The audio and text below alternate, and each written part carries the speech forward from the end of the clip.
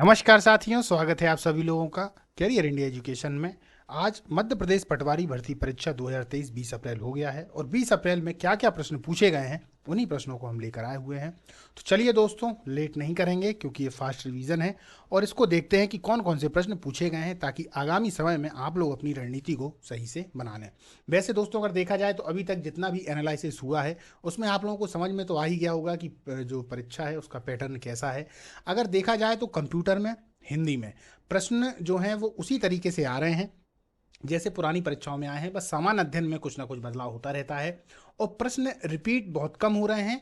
प्रश्न जो रिपीट हो रहे हैं वो लगभग में सभी को आ जाते हैं और जो प्रश्न रिपीट अगर नहीं हो रहे हैं तो उनका जो पैटर्न है वो वही पूछा जा रहा है। जैसे कि हिंदी में देखा जाए तो शुद्ध अशुद्ध हर किसी में पूछा जा रहा है, क्रम से जमाना हर किसी में पूछा जा रहा है। तो इस तरीके से जो पैटर्न है पूरा का पूरा वो लगभग में आप लोगों को समझ में आ गया है। और यदि अब आप लोग सिलेक्शन नहीं ले पा रहे हैं तो ये आपकी गलती है। इस बात को याद रखें, अच्छी प्रैक्टिस करें और अच्छे से इसकी तैयारी करें। चलिए दोस्तों, लेट नहीं करेंगे, चालू करते हैं अपन 20 अप्रैल में पूछे गए प्रश्न। इसका यदि आप लोगों को पीडीएफ प्राप्त करना हो तो टेलीग्राम से जुड़ना बिल्कुल ना भूलें, क्योंकि पीडीएफ आपको टेलीग्राम पर ही प्राप्त होगा। जैसे ही क्लास खत्म होती है उसमें पीडीएफ को अब डाल दिया जाता है। चलिए दोस्तों, चालू करते हैं। पहला ही प्रश्न था नृत्य से संबंधित। 10 कथिया भारत के किस क्षेत्र में लोकप्रिय लोक रंगमंच का एक रूप है? 10 कथिया, ये आप लोगों को नाम से ही समझ में आ गया होगा। 10 कथिया ये कहाँ से संबंधित है दोस्तों? उड़ीसा से संबंधित है। 10 कथिया उड़ीसा के क्षेत्र में लोकप्रिय लोक रंगमंच का एक रूप है। इस रूप में दो कथाकार हैं। कौन है? दो गायक जो मुख्य गायक है और पलिया जो सह कथाकार है। ठीक है। कथिया नामक लकड़ी के संगीत वाद्य यंत्र का उपयोग करते हुए नाटकीय संगीत के साथ कथा का वर्णन किया जाता है। ये जानकारी आप लोग अपने दिमाग में रखें दोस्तों, हो सकता है आगामी समय में इससे रिलेटेड भी प्रश्न आ जाए। बाकी जो पूछा गया था वो था 10 कथिया। ठीक। भारत के योजना आयोग का गठन कब हुआ? नॉर्मल प्रश्न है दोस्तों, आप लोगों को आना चाहिए यदि आप लोग तैयारी कर रहे हैं। तो 15 मार्च 1950 को। हमें मालूम है योजना आयोग की जगह ही नीति आयोग आया हुआ है। आगे देखते हैं जानकारी। योजना आयोग भारत सरकार की एक संस्था थी जिसने पंचवर्षीय योजनाएं तैयार की थी। इसका गठन 15 मार्च 1950 को हुआ था। इसे 17 अगस्त 2014 को भंग कर दिया गया है। ये बहुत इंपॉर्टेंट बात दोस्तों याद रखिए, यदि इसको भंग कर दिया गया है तो पंचवर्षीय योजनाएं भी भंग हो गई हैं। यानी कि 12 पंचवर्षीय योजना अभी तक बनी हुई हैं और उनको हटा दिया गया है। अब पंचवर्षीय योजनाएं नहीं बना करती और नई संस्था नीति आयोग के द्वारा प्रतिस्थापित किया गया। भारत के प्रधानमंत्री योजना आयोग के पदेन अध्यक्ष होते हैं, यानी कि फिलहाल में मोदी जी हैं तो मोदी जी ही इसके पदेन अध्यक्ष होंगे। क्लियर है? चलिए आगे चलते हैं। रामायण और महाभारत को कौन सा नृत्य दर्शाता है? एक ये प्रश्न था दोस्तों, कंफ्यूजन करने वाला था। हो सकता है बहुत सारे लोगों को ये प्रश्न नहीं आया हो। तो कथकली नृत्य और कथक नृत्य, यहाँ पर नृत्य थोड़ा सा गलती हो गया है, एक यहाँ एक्स्ट्रा आ गया है, मैं हटा देता हूँ। कथकली नृत्य और कथक नृत्य दोनों के बारे में जानकारी ले लेते हैं। कथकली एक नृत्य शैली है। क्या है? शैली है जिसकी उत्पत्ति केरल में हुई। केरल के मंदिर में दो प्रकार के नृत्य नाटक रामानत्तम और कृष्णाट्टम का उदय हुआ, जिसमें रामायण और महाभारत के दृश्य का वर्णन किया गया था। कथक एक शास्त्रीय नृत्य रूप है जो उत्तर प्रदेश के उत्तर भारत में उत्पन्न हुआ था और हिंदू कथा महाभारत और रामायण से महाकाव्य कथाओं को चित्रित करने के लिए कथक या कथाकार के रूप में जाना जाता है। ये बात को आप लोग अच्छे से याद रखें। चलिए, एक प्रश्न था दोस्तों, मालव गुफा किस राज्य में है? ये प्रश्न अच्छे से क्लियर नहीं हो पाया है क्योंकि गुफाओं का सही नाम लोग नहीं बता पा रहे हैं। ये मालव था या मालवा की गुफाएं थी, कुछ ऐसा था ये प्रश्न। तो ये प्रश्न क्लियर नहीं हो पाया है। यदि आप लोगों का पेपर रहा हो तो जरूर बताइएगा। ऑप्शन में इसमें पश्चिम बंगाल और मध्य प्रदेश, उड़ीसा, इस तरीके का ऑप्शन थे दोस्तों। ये प्रश्न क्लियर नहीं हो पाया है। मारू की गुफाओं से प्रश्न था, एक मारू की गुफाओं से प्रश्न था दोस्तों। तो गुफाओं से संबंधित जो एक पूरी की पूरी क्लास है दोस्तों अपलोड कर दी गई है। प्लेलिस्ट में जाइएगा। कौन सी प्लेलिस्ट? इसी की प्लेलिस्ट, पटवारी वाली प्लेलिस्ट में आप जाएंगे, पटवारी एनालिसिस 2023। इसमें आप जाएंगे तो गुफाओं से रिलेटेड एक अलग क्लास ले ली गई है जिसमें 20 से ज़्यादा गुफाएं हैं। आपका एक प्रश्न क्लियर हो जाएगा, उसको आप लोग 1 से 2 बार जरूर देख लें। रस खान ने अपनी रचनाओं में कौन से शब्द का उपयोग किया है? शब्द नहीं है दोस्तों, यहाँ पर छंद का उपयोग किया है। कौन से छंद का उपयोग किया है ये प्रश्न था? तो सवैया छंद का उपयोग किया है। इसके अलावा भी अन्य छंद हैं लेकिन ऑप्शन में सवैया छंद था। कवि रस खान ने अपनी रचना दोहा, कविता और सवैया छंदों का अधिकतम प्रयोग किया है। क्या क्या है? दोहा है, कवित्व है और सवैया छंदों का अधिकतम प्रयोग किया है। रस खान के काव्य में भक्ति है, श्रृंगार रस दोनों की प्रधानता मिलती है, यानी भक्ति भी होती है और श्रृंगार रस भी होता है। 2011 की जनगणना के अनुसार भारत के राष्ट्र, अच्छा ये किसके लिए गाते थे दोस्तों? रस खान, याद रखिए ये कृष्ण के लिए गाते थे, कृष्ण भक्ति शाखा से संबंधित हैं, ये भी आप लोग अच्छे से याद रखें, ठीक है। 2011 की जनगणना के अनुसार भारत के राष्ट्रीय उत्पादन में कृषि क्षेत्र का योग कितना है? तो 54.6%। कितना है? 54.6%। वर्ष 2013-14 का आर्थिक सर्वेक्षण हुआ, उसके अनुसार भारत में लोगों को कुल रोजगार प्रदान करने में देखा जाए तो कृषि क्षेत्र का योगदान 54.6% रहा है। कितना रहा है? 54.6%। महिलाएं जैविक रूप से पुरुष से ज़्यादा बेहतर क्यों होती हैं? एक ये प्रश्न था दोस्तों। तो इस प्रश्न को तो आप लोगों ने, महिलाओं ने तो लगभग में कर ही दिया होगा। तो देखिए, महिलाएं सहनशीलता और स्टेमिना के मामले में आगे होती हैं। ये बिल्कुल सही बात है दोस्तों। आप लोग देखते होंगे हमारे घर की जो बहनें हैं या जो माताएं हैं, दिन भर काम करती रहती हैं, खाना भी बनाएंगी, इसके अलावा घर का पूरा काम भी करती हैं, दिन भर ही कुछ ना कुछ काम करती रहती हैं। इसके अलावा आप यदि गांव में देखेंगे तो वो लोग दिन भर काम करती रहती हैं, फिर भी नहीं थकती। तो महिलाएं एक तो सहनशील हैं, दूसरा स्टेमिना के मामले में आगे होती हैं। ये एक उनमें ऑप्शन था जो उसका सही आंसर था। चंदेल वंश से प्रश्न था दोस्तों, प्रश्न क्लियर नहीं हो पाया है, लेकिन चंदेल वंश से प्रश्न था। आप लोग जाइएगा प्लेलिस्ट में देख लीजिएगा।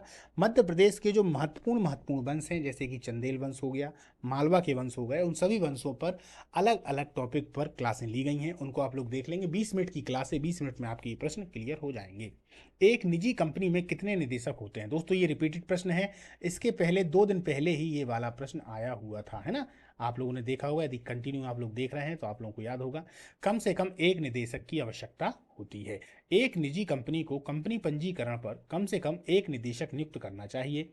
कंपनी अधिनियम 2013 के अनुसार निजी कंपनी में कम से कम 2 तथा अधिकतम 200 व्यक्तियों तक सदस्य हो सकते हैं। क्लियर? हड़प्पा सभ्यता के लोग किस पशु से परिचित नहीं थे? ये प्रश्न दोस्तों बार बार आता है, इस प्रश्न को अच्छे से क्लियर कर लें, जीवन भर के लिए क्लियर कर लें।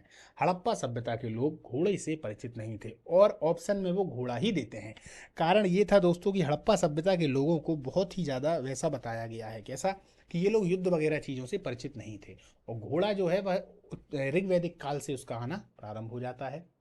और ऋग्वैदिक काल या एक तरीके से वैदिक काल का जो एक तरीके से प्रिय पशु देखा जाए तो वो घोड़ा होता है। घोड़ा युद्ध में उपयोग होता था, और चूंकि हड़प्पा सभ्यता के लोग इससे परिचित नहीं थे, इसलिए घोड़ा के अस्थि पंजर हड़प्पा सभ्यता में नहीं मिलते। लेकिन इस बात को याद रखिए, परिचित नहीं थे पर उसके अस्थि पंजर जब हड़प्पा सभ्यता समाप्ति की ओर होती है तब मिलते हैं। वो कहाँ से मिलते हैं दोस्तों? सुरकोटदा से मिलते हैं उसके अस्थि पंजर। तो यहाँ से इतिहासकार ये अनुमान लगाते हैं कि हो सकता है जब सभ्यता अपने पतन की ओर हो और जब आर्यों का आक्रमण हुआ हो तब कि ये अस्थि पंजर हो। क्लियर? अब यहां से एक लाइन और याद रखें कि घोड़ा एक जानवर था जो हड़प्पा सभ्यता के लिए अज्ञात था, ये तो क्लियर हो गया। गाय, ऊंट, घोड़े और शेर की मोहरों पर नहीं दिखाया गया है, यानी इस पशु से ये लोग परिचित नहीं थे। गाय बिल्कुल रही होगी दोस्तों, इस बात को मानिए, क्योंकि उस समय पर एक श्रृंगी पशु यानी यूनिकॉर्न बैल वहां पर था। यूनिकॉर्न जो एक श्रृंगी होता है, इसका एक सींग होता है, उसी को यूनिकॉर्न कहा जाता है। तो बैल वहां दिख रहा है, यूनिकॉर्न वहां दिख रहा है, तो यदि बैल है तो गाय तो होगी, पर गाय के अस्थि पंजर वहां मिले नहीं है, ये एक कहानी। दूसरी बात, ऊंट वहां नहीं है, घोड़ा तो है ही नहीं, साथ साथ शेर भी वहां पर नहीं दिखता। ऐसा इसलिए माना जाता है कि वहां पर जो मोहरें मिली हुई हैं उन मोहरों में इनके चित्र अंकित नहीं है, अर्थात ये लोग उनसे परिचित नहीं होंगे। एक चीज और आती है, क्या हड़प्पा सभ्यता के लोग तलवार से परिचित थे? तो दोस्तों तलवार से भी वो लोग परिचित नहीं थे, यानी वो तलवार के बारे में भी नहीं जानते थे। अन्य सामान मिल रहे हैं काटने याटने वाले, पर तलवार यदि देखा जाए तो जो युद्ध से संबंधित है उससे भी वो लोग परिचित नहीं थे। चलिए आगे चलते हैं, काफी जानकारी मिल गई है आपको लोगों को हड़प्पा के बारे में। फीफा वर्ल्ड कप से प्रश्न, दोस्तों फीफा वर्ल्ड कप से प्रश्न था दोस्तों, प्रश्न क्या था ये क्लियर नहीं है, लेकिन प्रश्न आया हुआ है, तो फीफा वर्ल्ड कप को आप लोग अच्छे से याद करके जाएं।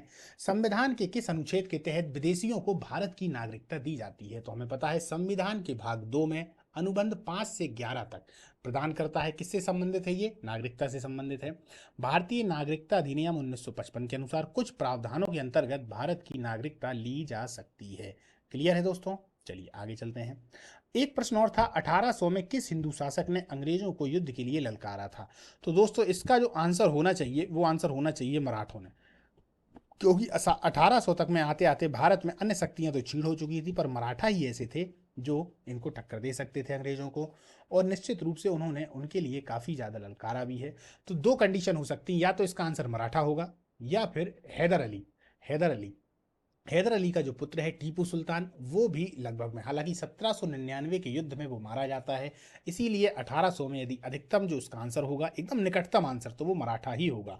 पर प्रश्न क्लियर ना होने की वजह से इसका आंसर मैं अभी नहीं दे रहा हूं, लेकिन लगभग में मराठा ही इसका आंसर होना चाहिए। हॉकी से एक प्रश्न था दोस्तों, हॉकी से, खेल से संबंधित में अगर देखा जाए तो हॉकी से प्रश्न था।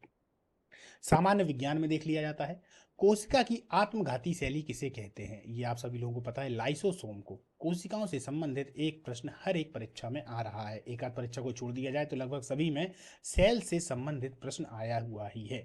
चाहे लाइसोसोम को उठा लेंगे, चाहे माइट्रोकांड्रिया को उठा लेंगे, चाहे राइबोसोम को उठा लेंगे, है ना, इसी से संबंधित प्रश्न आ रहा है। चांदी का रासायनिक सूत्र, इससे भी संबंधित प्रश्न एक आ रहा है, तो एजी। मछली पानी में रहती है तो सांस कैसे लेती है, बचपन से ही पढ़ते आ रहे हैं दोस्तों, गिल्स के जरिए मछली पानी में रहती है और सांस लेती है।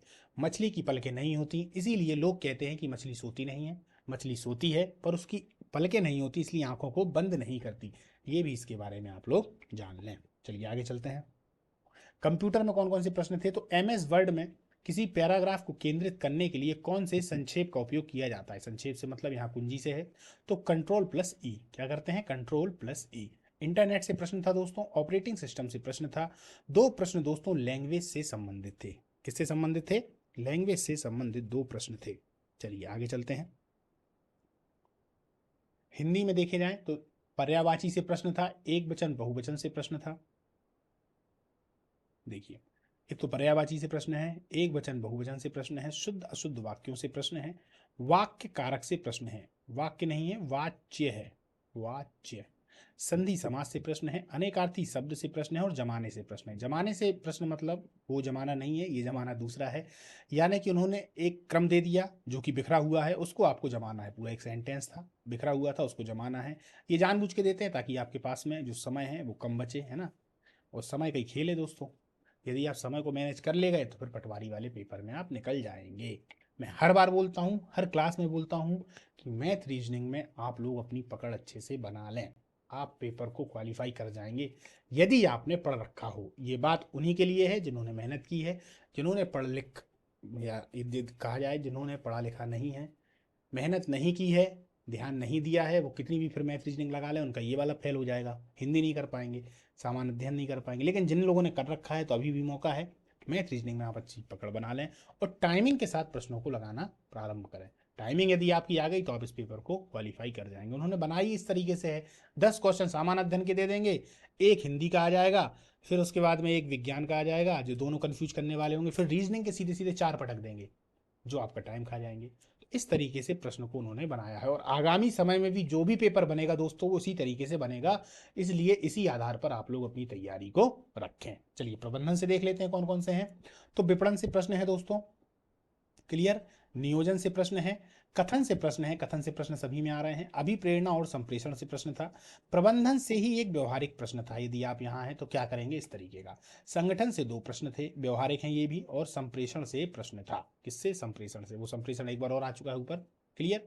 चलिए दोस्तों, आज की जो क्लास है अपनी, इसको अपन समाप्त करते हैं और मिलते हैं कल अगली क्लास में, जिसमें अगला जो एनालिसिस होगा उस पर अपन चर्चा करेंगे। चलिए दोस्तों, यदि आपको पीडीएफ प्राप्त करना हो तो फिर से दोहरा देता हूं, टेलीग्राम से जुड़ना बिल्कुल भी ना भूलें, क्योंकि पीडीएफ आपको वहीं से प्राप्त होगी। नमस्कार साथियों, जय।